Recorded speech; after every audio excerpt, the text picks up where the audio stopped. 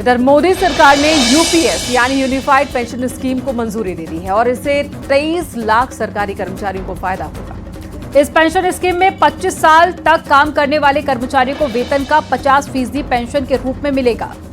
इसमें 1 अप्रैल 2004 के बाद रिटायर्ड हुए सभी सरकारी कर्मचारी शामिल हो सकते हैं जो एनपीएस का लाभ ले रहे थे। आपको दिखाते हैं इस पर एक रिपोर्ट।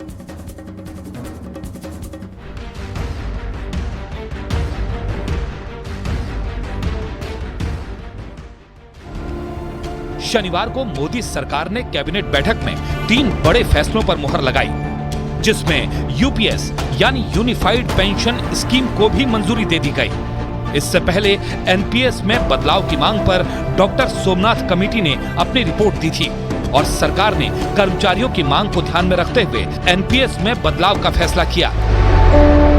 देश भर में सरकारी कर्मचारियों की तरफ से हमेशा मांग आती रही कि जो एनपीएस स्कीम है उसमें सुधार किए जाए।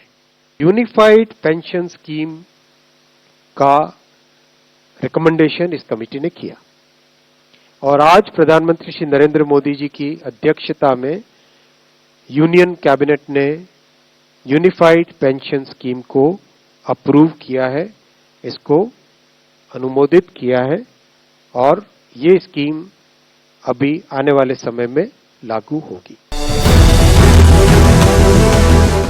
यूनिफाइड पेंशन स्कीम में 5 बड़े पॉइंट हैं, जिनमें पहला निश्चित पेंशन, दूसरी निश्चित पारिवारिक पेंशन, तीसरा न्यूनतम पेंशन का प्रावधान, चौथा महंगाई का समायोजन और 5वां ग्रेजुइटी शामिल है। 25 साल की नौकरी करने वालों को इस स्कीम का पूरा लाभ मिलेगा और ऐसे कर्मचारियों की नौकरी के अंतिम 12 महीनों में मिलने वाली बेसिक सैलरी का 50% पेंशन दी जाएगी, जबकि 10 साल की नौकरी करने वालों को 10,000 रुपए पेंशन मिलेगी।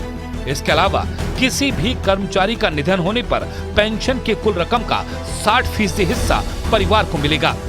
इस पेंशन पर सरकारी कर्मचारियों को महंगाई राहत यानी डीआर के आधार पर इन्फ्लेशन इंडेक्सेशन भी मिलेगा। इसके अलावा कर्मचारी के रिटायरमेंट के वक्त उसे एक मुश्त राशि भी मिलेगी। सरकार की तरफ से बताया गया कि केंद्र सरकार के कर्मचारी यह खुद तय कर सकेंगे कि वो एनपीएस में बने रहें या यूपीएस में शामिल हों। यह योजना उन सभी पर भी लागू होगी जो 2004 के बाद एनपीएस के तहत रिटायर हो चुके हैं। हालांकि यूनिफाइड पेंशन स्कीम 1 अप्रैल 2025 से लागू होगी, लेकिन 2004 से लेकर 31 मार्च 2025 तक एनपीएस के तहत रिटायर हो चुके सभी कर्मचारी भी इस योजना का फायदा ले सकेंगे। उन्हें पिछले पेंशन भुगतानों के समायोजन के बाद इस योजना का लाभ मिलेगा।